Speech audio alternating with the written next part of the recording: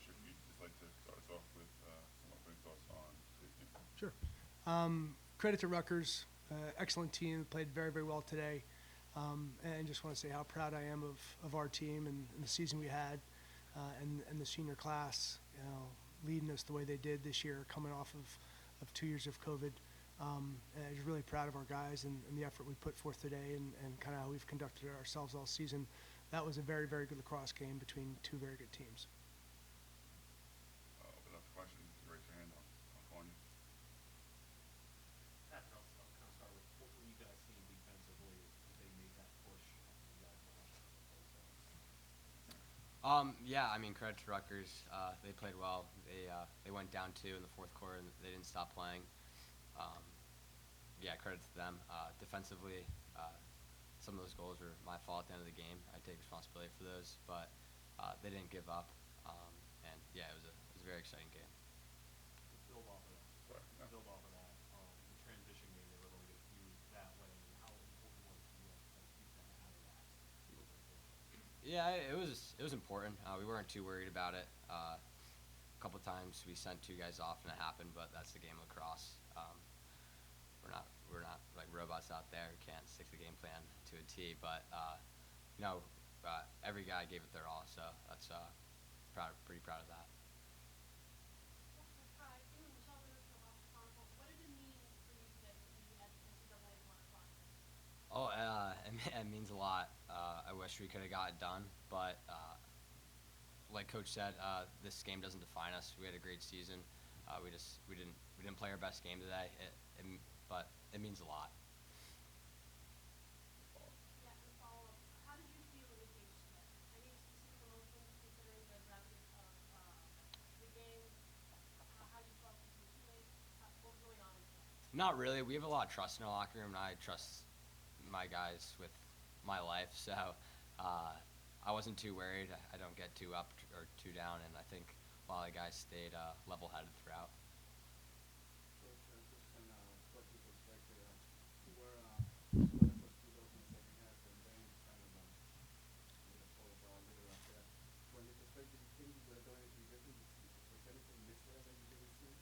Yeah, I mean, it was clearly a game of runs, and following up on one of the initial questions for Pat, we went down, tied it, went down, tied it, and then we took a lead. And I think part of the challenge for us was not doing a good enough job of taking away their transition. 3 of their last 5 goals were scored by defensive personnel, and we didn't do a particularly good job of converting from our offensive end to our defensive end, and that was, I think, the difference in the game down the stretch. We played well enough to get a lead and then let them off the hook. When we could get in and play 6-on-6 defense, our defense and Patrick played very, very well. And when we let them out ahead of us and gave them some transition opportunities, they scored 4 of their 11 goals that way. Mike, you some Patrick made in cage. What did you think of their kick first? I mean, it seemed, especially in the second half, like 12 saves in the second half, you can kind of eliminate. Yeah, no doubt. I think he responded well to the first half. Made some terrific saves. I knew his father. His father was a great goalie at Rutgers. It was, painful to be on the other end of it, but I told him at the end in the handshake line his dad would be proud of him. So, we gave up transition. He stepped up in the second half. So credit to Rutgers. They did what they needed to do to win the game. In terms of this being a game of runs, one of the things you guys did really well over the course of the game was managing their runs. They didn't go on to get up to that last run where they scored 5. What do you think changed in that stretch? Yeah, I think a lot of it was a combination of the pressure of the situation, the physical fatigue. We talked in English about dropping back, and we said we're in more of a drop back ride at that point. We made an adjustment with a lead, in the fourth quarter to try to keep them from getting any of that transition, which just by design that should have done. We just didn't follow that adjustment very well, frankly, and that was part of it. I do think part of it was fatigue and stuff, and our guys were were really trying to make a play here and there, especially an effort play in the ride, instead of just dropping back to the midline and taking away their transition, we would step up the field to try to get the ball back. And then they would hit I can remember a couple times they hit two wide open in the middle of the field, runs down, and they scored that way. So part of it was self-inflicted in terms of giving them those opportunities, but give Rutgers credit for creating them and finishing them. Just go back to the moment that you're talking about Rutgers having the advantage and then you guys tying it, and then several times before you guys had the lead over Rutgers. What message did you give your team in order for them to be able to make it past that tying barrier? Yeah, and honestly, our defense played well all day. Played really, really well, 6-on-6 defense. And we just kind of were waiting for offense to get going, to be frank.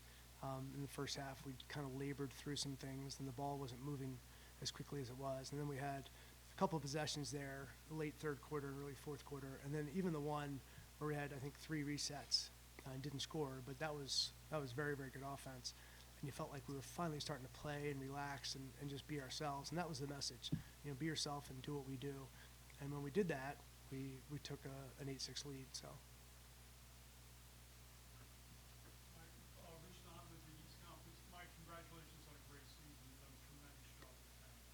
Great for you guys in the league this year. And you talk about a really well-coached team, both you and Brian, which is tremendous work. So moving forward, based on the success of the Ivy League this year, you anticipate things are going to remain really, really competitive, not only for Penn, but for the other teams as well? I do. I don't see it changing a whole lot. I think some of these teams are going to have some fifth-year guys coming back. Recruiting is very, very promising at a number of teams in the league. So I'll be honest, Rich, I didn't know what to expect coming into the year, and certainly exceeded, as a league, exceeded expectations. I felt like we could be pretty good given the talent pool we had. But credit to Matt Madelon, and Andy Shea, and the rest of the league. Jerry Byrne, the league was very good, and whether or not we earned or deserved to have 6 teams, we definitely had 6 of the best teams in the country in this league, and I'd be surprised if that changes much over the next 3 to 5 years. I agree. Thank you, and good luck. Sure. Thanks, Rich. Mike, did you feel like Sam got a little frustrated at times with some early turnovers, the shots weren't falling? Did you sense that that was part of what was going on, and how much of that was Rutgers, and how much of it was he just maybe pressing a little bit too much? Yeah, he has pressed earlier in the year, and this year I didn't think he pressed all that much. A couple of the turnovers were actually good looks that Rutgers just got to stick on. They're very opportunistic with their interceptions on those through passes. He just didn't shoot very well. We had one breakaway where Piper Bond gave him that one in like a 3-on-2, and he just missed it wide. And you're like, all right, I can't blame a kid for that. He played his tail off and did everything he could. It's just shots weren't falling for him today. With Sam and Gabe, you guys are kind of twin towers there. And, what was your philosophy in terms of keeping them on the field at the same time, or kind of splitting off, or mixing them up? Yeah, Personnel philosophy. Yeah, a lot of it was whether we could really get leverage against the short sticks, and Sam and Gabe were both getting leverage against long sticks, and that's part of why we started putting Sam down on attack, because he was going to get steps on people either way, and wanted to be a little more opportunistic in that early offense transition phase as well. And then Gabe started cramping up a little bit in the fourth quarter, so we couldn't use him quite as much down the stretch as we would like. And we had a freshman named Chris Gannett who came and did a really good job, created a lot of offense for us, scored a really nice left-handed goal in the pipe on a feed from James Shipley. So part of it was trying to get them out there together. But we don't so much base our midfield shifts on height, but Sam and Gabe and James Shipley and truthfully Jack Schultz and Chris Gannett, and we have a number of guys that we feel like can get a step on their guy. Our bigger challenge today was doing that and then trying to make the play in the first pass instead of letting the ball move. When we play good offense, the ball just flies around. A guy gets a step and 2 passes, redodge, skip pass, inside, back pipe. And that just wasn't clicking for us as much as it usually does, and mostly credit to Rutgers and Kirst in the cage. Congratulations on a great season. I know it's a little early to start thinking about next season. What positives do you take away from this season for next season? Oh, a lot. it's hard to really think about it too much because we have seniors that are leaving that won't be back. But some of these freshmen playing the way they played over the course of this year and today, and seniors, and we got a couple guys, fifth years, I think, are going to come back to Penn. So, I haven't really thought about it a whole lot, to be honest with you, but I think we're going to be pretty good next year. So, thank you. Wayne, talked about a couple players being fired in semifinals. How much of a factor was Rutgers today? It was definitely an effect. I think it affected both teams. I felt like we had an edge at 8-6, and they were bent over and hands on the knees a couple times, and we felt like, we could have really taken control of things if we'd just been a little smarter.